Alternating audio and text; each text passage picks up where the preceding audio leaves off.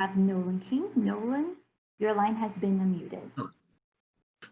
Hey, Kyle. Congrats on getting to the UFC, man. I know it's a long time coming, and you were on Contender Series last year. You grinded for almost the whole year, and here you are. How does it feel, your first UFC fight week, to finally be doing the media rounds and getting ready for weigh-ins? It feels good. It feels familiar. I've always envisioned myself here, so it feels like second nature. It feels like home. And I know the last few weeks, it seemed like whenever there would be an injury or whatever, you'd be on Twitter saying, "I'm ready, I'm staying ready." So as a guy that was a prospect not in the UFC, things were really uncertain. So can you talk about what the last couple of months have been like as a guy that, was on the verge of the UFC but didn't have that job and have to go through the pandemic and everything? Yeah, it was tough.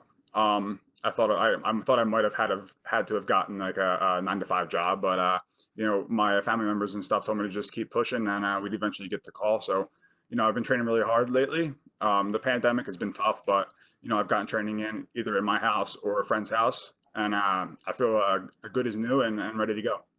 And I know your manager, Hector, posted a screenshot of the FaceTime. Was that unexpected? Did you kind of have a feeling that was coming, or was that just totally out of the blue for you?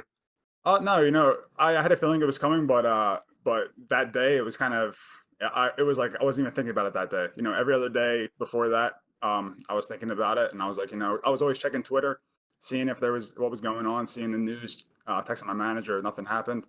But that day after we got done training, I wasn't really thinking about anything, and I saw I had a missed call from my manager. I called him back, and here we are. And your opponent, Brendan Allen, is he a guy that you were familiar with? I know he was on the LFA as you were coming up. Give me your thoughts on him a little bit here. Yeah, I know who Brendan is.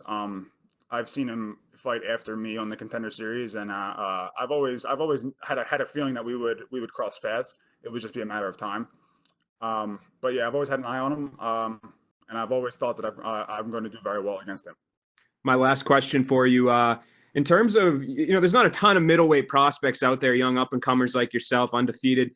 What do you think you bring to this division? What can people expect to see out of their first impression of you on Saturday?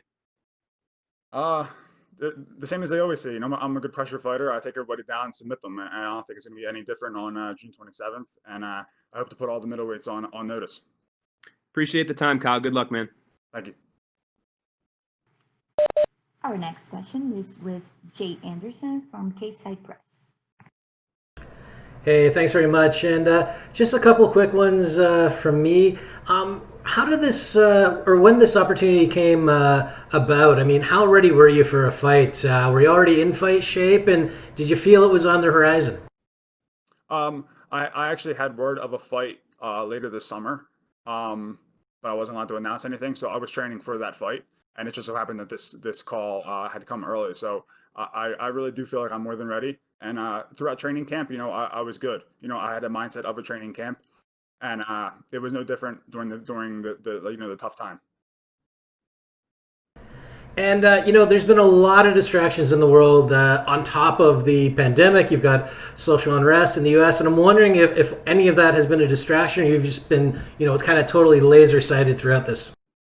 No, not at all. None of that stuff bothers me. None of that stuff. I've really stayed off of Facebook and all the social media platforms. I've stayed away from all that political stuff because I just really think it's bad mentally and physically because it brings a lot of aggression towards each other, and it's just not good in the world. Is that just in relation to the current political state, or is staying off social media something you think is probably a good idea in general? Because we do see a lot of infighting, a lot of back and forth on there. Yeah, I think the social media is kind of like a gateway for people to just talk smack and run their mouth and just be behind the keyboard. I've never really been a social media person, but during this call and stuff like that, I had to get back on social media and really push it. But I'm sticking to just Twitter and Instagram. I'm staying off of Facebook because I'm not a big fan of Facebook. Fair enough. Well, I wish you the best of luck on Saturday. Thank you. That's all we have for you today, Kyle. Thank you. Thank you.